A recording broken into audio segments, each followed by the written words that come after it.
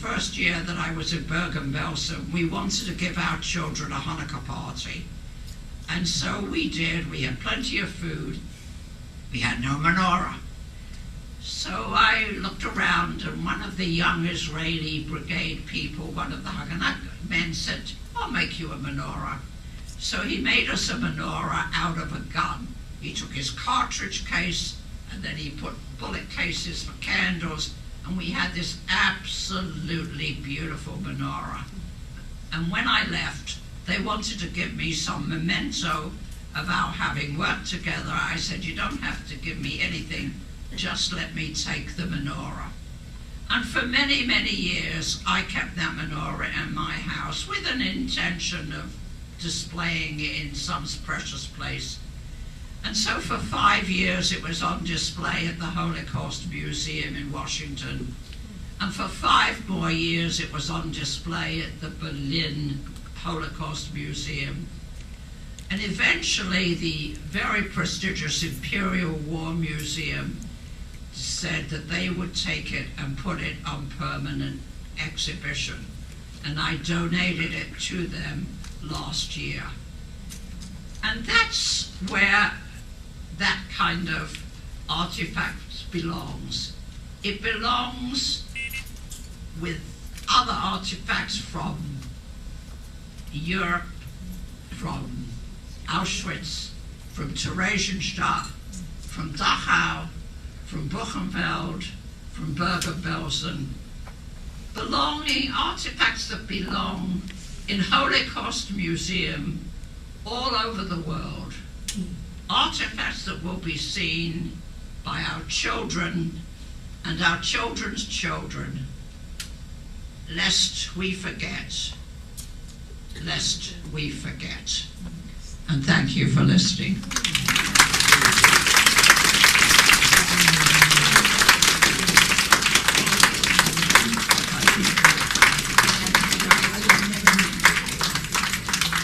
Wow, Sadie, just amazing. No notes, such a memory of an incredible time in your lifetime.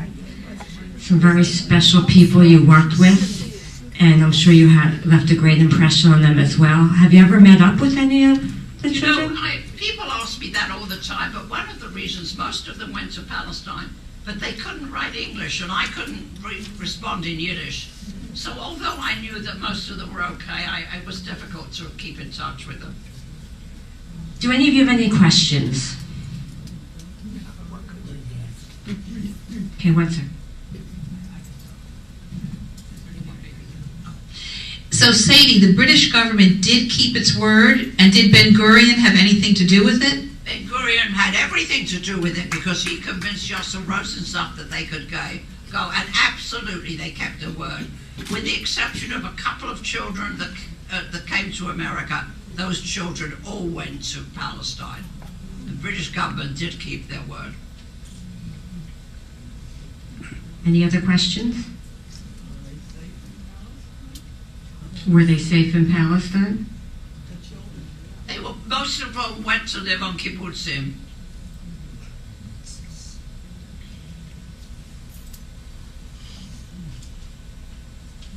Sadie, are we ever going to be able to read your story in a book? You know, I've thought about it. No, but you'll be able to see it on film because they filmed it tonight.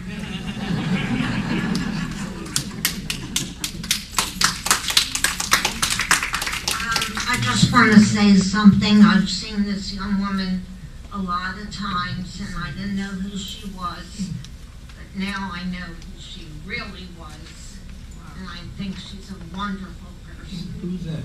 Thank you. Thank you very much. Any other comments? Any other questions? Well, Sadie, thank you so much. You brought new meaning to remembering. Most of us don't continue on after the Shoah, after the Holocaust, really having such a thorough understanding of what happened to the survivors, and you gave us a whole new light into that, what happened, especially with the children, and we know that they were all the future generations and how important that was. And you really did incredible mitzvah work, good deeds, And we thank you, and we thank you for sharing your story with us. It was Thank you terrific. very much. I want to thank everyone for coming again, and I just wanted to let you know there are a few other events coming up. On Wednesday evening, Rabbi Robert Lehman will be coming to speak, and he does a very fascinating program about Jewish names. What is in a Jewish name?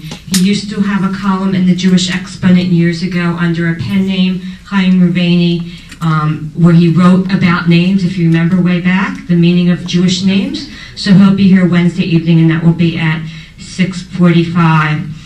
And there's a real, it was a real coup. Next week from Monday is Yom HaZikaron in Israel, which is their Memorial Day. Jews never really celebrate without first remembering and thinking about their past. So they have Memorial Day, and as soon as that ends, they then have Israel Independence Day, Yom HaAtzmaut. Well, we have the Israel representative from Jewish Federation coming to speak on Monday, May 5th, that evening. It's the beginning of Yom HaAtzmaut. Linda Maisels will be here to speak about Israel at 66 and update. And if you read the paper, things are changing every day in terms of their relationship with the Palestinians and so forth. She'll be giving an update on May 5th at 6:45. And then there'll be a special Yom HaAtzmaut program here the next day. I believe it's at 2:30 in the afternoon on the actual day of Yom HaAtzmaut. If, in conjunction with that, we will be having a beautiful, beautiful new exhibit in the art gallery, photographs by Scott Wiener. He is a professional photographer. Most of you have met him. He has always photographed at our Leadership Award celebration. He, about a little over a year ago, took his first trip to Israel on a Jewish Federation mission. And I saw some of those photographs. Israel through the eyes of a camera of a professional photographer are much different from your or my photos. And he's having them enlarged and stretched, I believe, on canvas. That exhibit will be going up the end of this week, so that will be up the whole month of May, time to be in conjunction with Yom HaAtzmaut and also the Leadership Award celebration, which you all received invitations for. That is on Thursday, May 15th. As a resident, you're invited to join us at a reduced rate. If you have misplaced the invitation, would like another one, please stop by the development office, and Rich or I will be happy to give that to you. We would love to have you join us.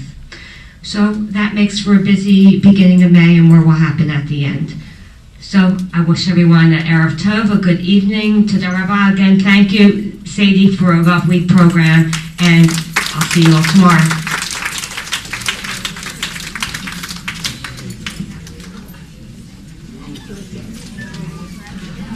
Oh, yes.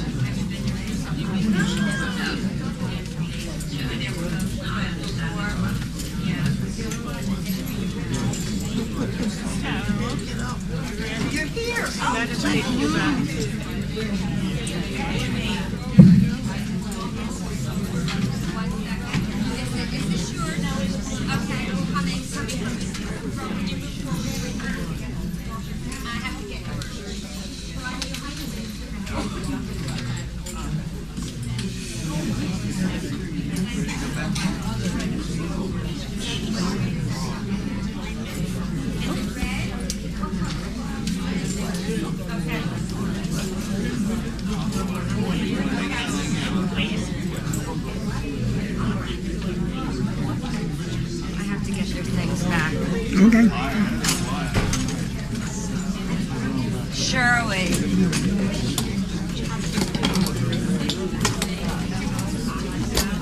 Thank you so much. Okay.